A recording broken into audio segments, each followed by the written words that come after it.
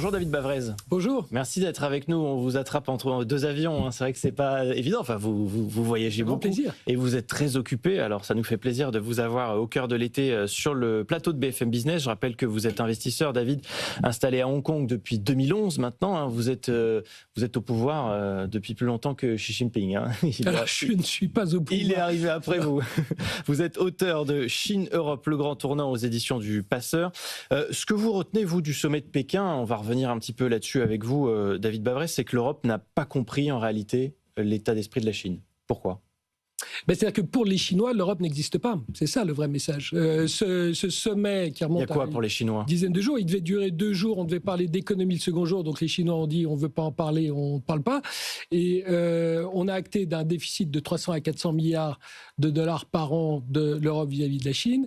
Et on a signé un accord climatique qui ne fait qu'acter une dépendance totale de l'Europe à la Chine sur le plan technologique pour la transition environnementale. Donc pour les Chinois, ce n'est que du gagnant-gagnant.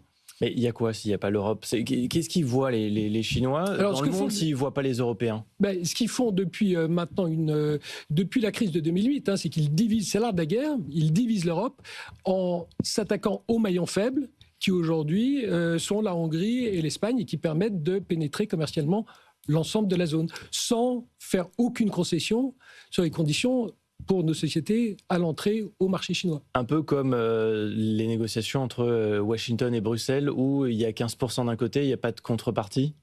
C'est ça qui est intéressant, c'est qu'on a poussé des hurlements en disant c'est une humiliation pour Madame von der Leyen devant Monsieur Trump, mais en réalité, il me semble que l'humiliation elle est beaucoup plus importante vis-à-vis de Pékin, parce que l'accord américain, on va pouvoir le renégocier. On va se rendre compte que 80% de ces tarifs, ils sont payés par, si vous en croyez Goldman Sachs, par le consommateur et les entreprises américaines. Le 7 août, avant après-demain ? Non, mais on va s'assurer que ce sont les Américains qui payent pour ces tarifs.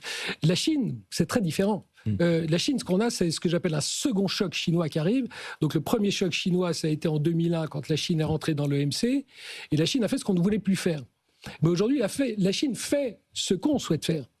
Et ce second choc, il est orienté autour de 3 axes. L'innovation, parce que la Chine innove de plus en plus. Donc, on parle ici de voitures électriques, mais à Hong Kong, on ne parle plus de voitures électriques, on parle que de voitures connectées et autonomes.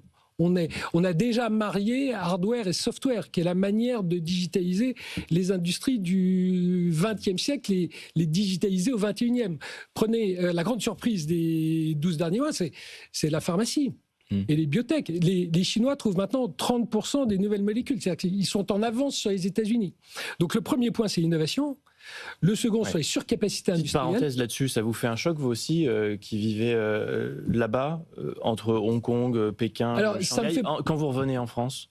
Alors, ça ne me fait pas un choc de voir le sang chinois privé le plus entrepreneurial au monde nous surprendre en innovation. Ce qui me surprend pas non plus, c'est que ces gains de productivité, ils sont réinvestis dans des surcapacités industrielles. Donc ça c'est le gouvernement qui dit, vous devez réinvestir les gains, non pas pour générer des dividendes, mais pour créer des surcapacités qui vont nous permettre de lancer une guerre des prix vis-à-vis du reste du monde et rendre le reste de la planète dépendante des exportations chinoises. Et c'est pour ça que ce second choc, il est très dangereux. Et si vous rajoutez un petit zeste de guerre monétaire avec des États-Unis qui disent la seule manière de relancer la croissance américaine, c'est une dévaluation du dollar, que la Chine refuse la réévaluation de sa monnaie, on va avoir un euro qui va être totalement surévalué. Si je résume ce que vous dites, David Bavrez, l'Europe, l'Union européenne, c'est le marchepied de la Chine.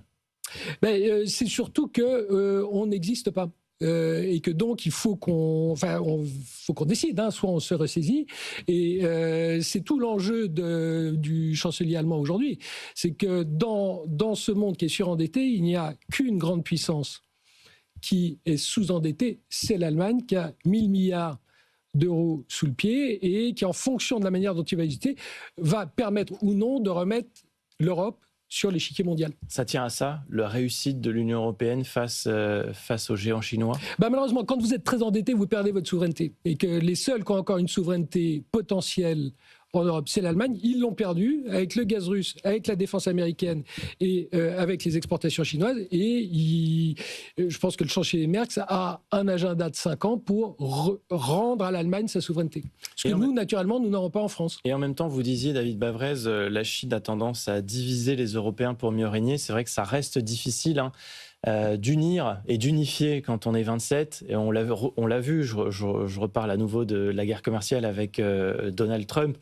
Mais c'est difficile d'incarner l'Europe quand on représente 27 Et pourquoi on n'arrive pas à diviser la Chine quand la croissance chinoise aujourd'hui, si vous écoutez les meilleurs macroéconomistes, la croissance chinoise est seulement de 1 à 2%. C'est une croissance européenne maintenant, la croissance de la Chine. Donc il ne faut pas croire que la Chine est totalement unie derrière Xi Jinping. Il y a naturellement tout un secteur économique privé qui n'est pas du tout d'accord avec la politique qui est poursuivie. Vous me faites une super transition, David Bavrez. Je voulais aussi qu'on parle de ça. Vous avez sûrement vu que certains sinologues depuis quelques semaines, souligne que Xi Jinping, depuis quelques mois, effectivement, est en retrait sur la scène politique, alors que ce soit intérieure ou internationale.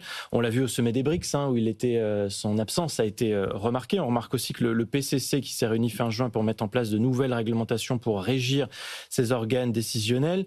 Comment est-ce que vous interprétez ça ? Ça fait quand même 3 ans qu'on est en déflation de l'indice des prix à la production. Donc la dernière fois, il faut remonter à Mao Tse-tung pour avoir une telle performance. Donc naturellement, il y a, et vous avez raison de le dire, de plus en plus de rumeurs qui sont montées depuis le mois de juin. Mais ce qu'on a tendance à m'en oublier, c'est que vous pouvez en Chine avoir économiquement tort très longtemps, tant que vous avez politiquement raison. Il est arrivé l'inverse au père de Xi Jinping, il est allé en prison pendant 15 ans. Donc le président Xi a bien ça en tête.